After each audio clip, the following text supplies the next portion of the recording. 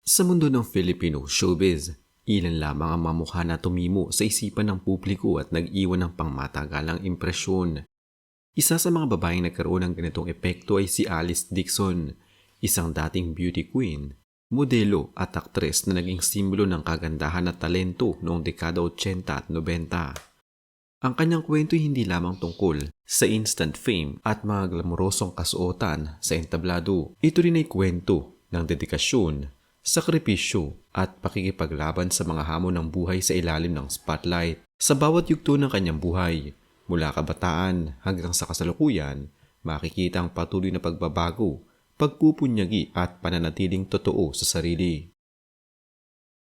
Ipinanganak si Jessie Alice Celones Dixon noong Hulyo 28, 1969 sa Coral Gables, Florida sa Estados Unidos. Lumaki siya sa isang pamilyang may halong kultura sapagkat ang kanyang ina ay Pilipino at ang kanyang ama ay Amerikano.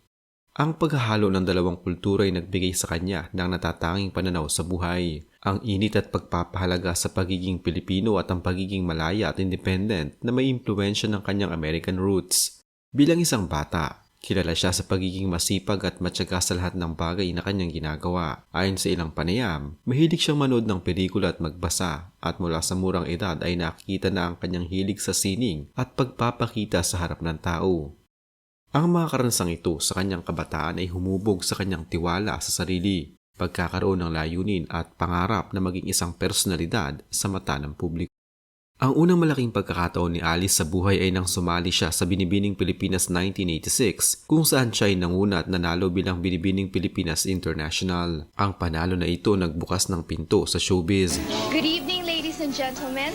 Magandang gabi po sa inyong lahat.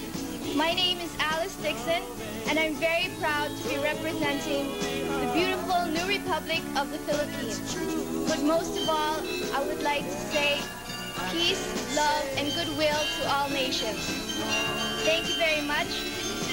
Maraming salamat po at mabuhay.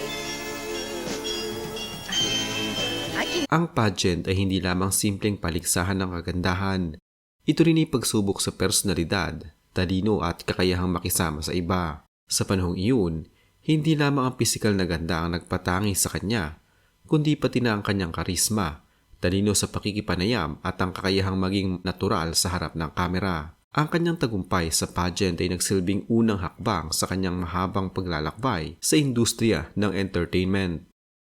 Pagkatapos ng pageant, nagsimula ang kanyang aktibong pagpasok sa showbiz. Ang unang malaking break niya ay ang pagiging modelo sa isang TV commercial ng Palmolive Soap noong 1987.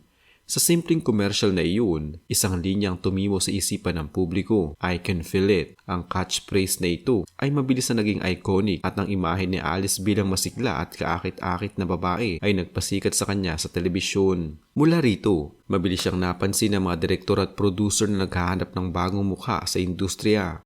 Hindi naglaon, nakakuha siya ng mga malalaking papel sa sitcom series na Okay Ka, Fairy Ko, na pinangungunahan ni Vic Soto. Sa palabas, gumanap siya bilang Faye, isang mahiwagang karakter na nagbigay ng kulay at aliw sa programa. Dahil sa seryeng ito, mas nakilala si Alice hindi lamang bilang isang magandang babae kundi bilang isang aktres na may kakayahang magdala ng karakter sa buhay. Ang kanyang karera ay patuloy na umangat at lumawak sa iba pang teleserye at pelikula. Isa sa mga pinakapopular niyang proyekto ay ang mga romantic comedy at drama films noong huling bahagi ng dekada 80 at unang bahagi ng dekada 90. Ang kanyang kagandahan, kombinasyon ng morena at mestiza features at husay sa pag-arte nagbigay sa kanya ng titulo bilang isa sa pinakapinagkakatiwalaang artista ng kanyang henerasyon. Hindi lamang siya naging modelo at aktres, kundi naging simbolo rin ng estilo at kabighani sa mga kabataan at maging sa mga nakatatandang nanonood. Isa sa pinakakakaibang usapan sa showbiz tungkol kay Alice ay ang tinaguriang ahas sa Robinson's Galleria, isang urban legend na nag-viral sa social media. Ayon sa kwento, may isang ahas na umano'y lumitaw sa loob ng dressing room sa Robinson's Mall at kinasangkutan si Alice. Maraming taong naniniwala sa kwento at ito'y nagdulot ng intriga at kontrobersiya. Ngunit ayon sa kanyang paliwanag sa kanyang YouTube channel, ang insidente ay hindi totoo sa literal na pangyayari. Ayon sa kanya, ginamit lamang niya ang kwento bilang content sa vlogs upang talakayin ang urban legend.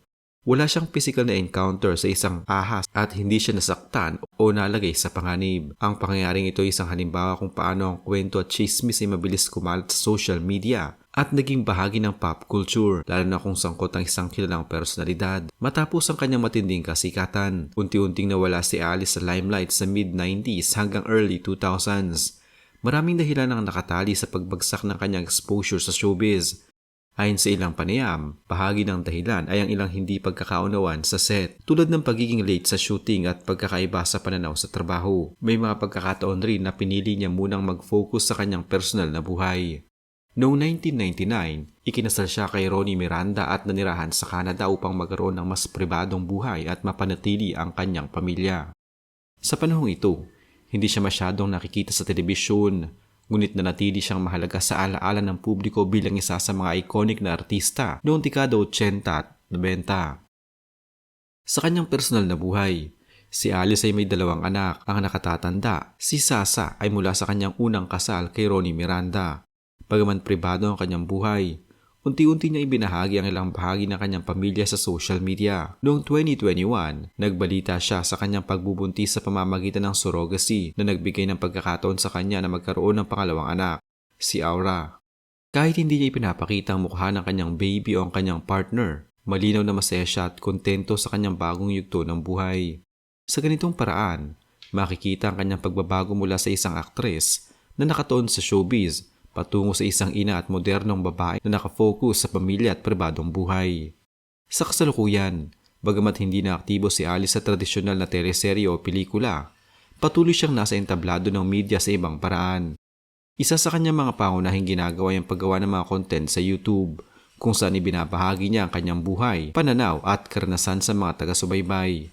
Sa pamamagitan ng digital media, nagkaroon siya ng mas malapit at personal na connection sa kanyang audience. Bukod dito, ipinapakita rin niya ang kanyang lifestyle mula sa kanyang bahay sa Boracay hanggang sa mga karanasan sa Maynila. Ang ganitong uri ng engagement ay nagpapakita ng kanyang kakayahang mag-adapt sa modernong paraan ng komunikasyon at entertainment kahit lumipas na ang kanyang panahon sa tradisyonal na showbiz. Ang buhay ni Alice Dixon ay patuloy na ang tunay na kwento ng isang showbiz icon na hindi lamang nasusukat sa dami ng pelikula o teleserye na kanyang napagbidahan. Ito ay tungkol sa impluwensya, inspirasyon at pagpapatuloy ng sariling buhay sa kabila ng mga isyu at kontrobersiya. Ang kanyang pagpasok sa industriya, pagangat sa kasikatan, mga pagsubok sa personal at profesional na buhay, at ang kanyang kasalukuyang yugto bilang ina at content creator ay nagpapakita ng isang kabuuang paglalakbay. Ang kanyang kwento ay nagpapakita ng katatagan, katalinuhan at pagiging tunay sa sarili sa kabila ng pagbabago ng panahon sa mundo ng entertainment.